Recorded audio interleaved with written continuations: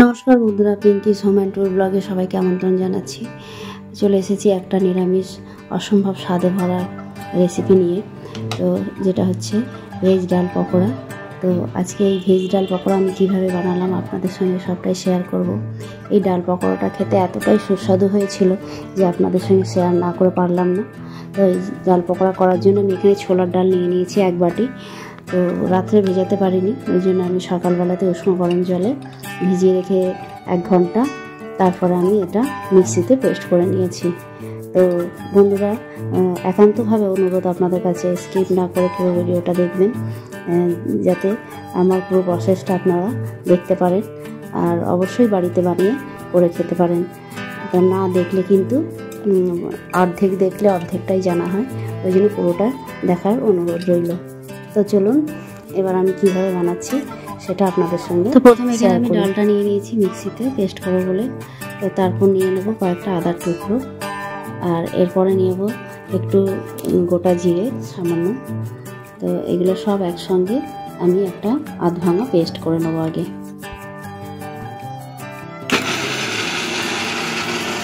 বন্ধুরা, আমি একটু কাসুরি মেথি নিয়ে নিচ্ছি, এর মধ্যে একটু আধ ভাঙা পেস্ট হয়েছে, এর মধ্যে আমি কাসুরি মেথিটা দিয়ে দেবো। কাসুরি মেথিটা দিয়ে দিলাম। এবার এই সব কিছু দিয়ে আমি পেস্টটা করে নেব। আমার পেস্টটা হয়ে গেছে এখানে। এবার আমি একটা বাটিতে ঢেলে নেব। এখানে আমার ছোলার পেস্টটা রয়েছে, পেস্টটা করে নিয়েছি আমি এখানে। ওইখানে ভেজটা দেওয়ার জন্য এখানে আমি নিয়ে নিচ্ছি এই যে দুটো আলু আমি গ্রেট করে নিয়েছি মাঝারি সাইজের, আর একটা গাজর গ্রেট করে নিয়েছি।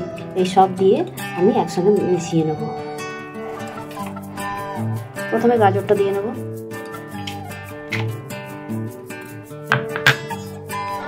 এবার দিয়ে দেবো আলু গ্রেট করা।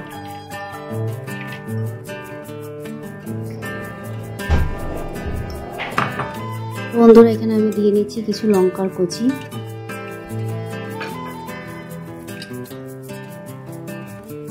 এরপর দিয়ে নেব স্বাদ মতো নুন।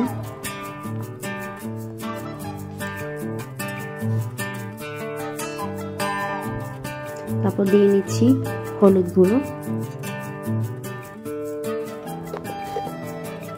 তারপর দিয়ে নেব 3 চামচ চিনি। এখানে চিনিটা একটু বেশি পরিমাণে আমি দিলাম, কারণ যেহেতু এটা ছোলার ডাল, একটু মিষ্টি না হলে ভালো লাগে না এই পকোড়াটা। তো সব কিছু দিয়ে আমি এইভাবে ভালো করে হাত দিয়ে মাখিয়ে নেব।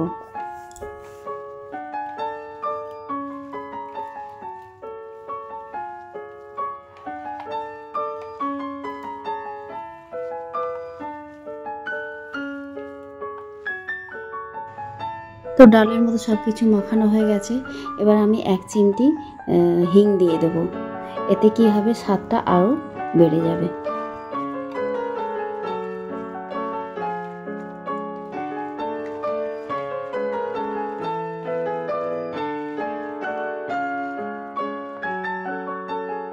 তো আমাদের মাখাটা হয়ে গেছে।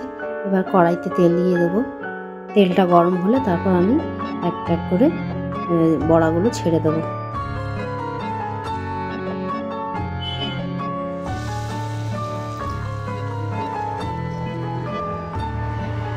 তো বড়াগুলো এইভাবে আমি একটু হালকা লাল হবে তারপর উল্টে দেবো।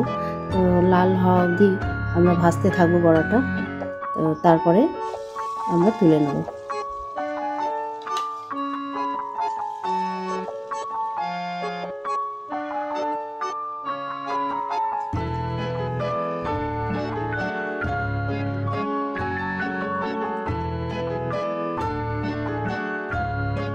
বড়ার একটা পিঠ হয়ে এসেছে। এবার আমরা কাঁটা চামচের সাহায্যে বড়াগুলোকে উল্টে দেবো।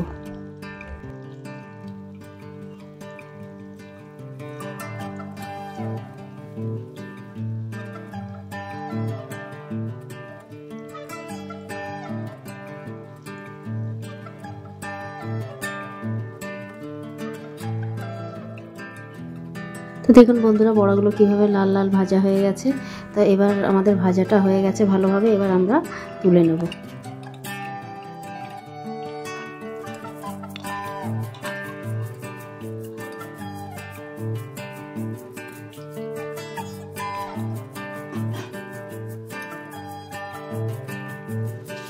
তো একই পদ্ধতিতে আমরা আরও কটা বড়া ভেজে নিচ্ছি। বন্ধুরা, নিরামিষ বড়া যে এত সুন্দর খেতে হয় আমি বানিয়ে দেখলাম, এত ভালো লেগেছে। গরম গরম আমার ছেলে তো কতগুলো খেয়ে নিয়েছে। আর আপনাদের বলবো অবশ্যই একবার বাড়িতে বানাবেন। এটা আপনি সস দিয়েও খেতে পারেন, কোনো টক চাটনি দিয়েও খেতে পারেন, বা ডাল দিয়ে ভাতের সঙ্গে খুব ভালো খেতে লাগবে।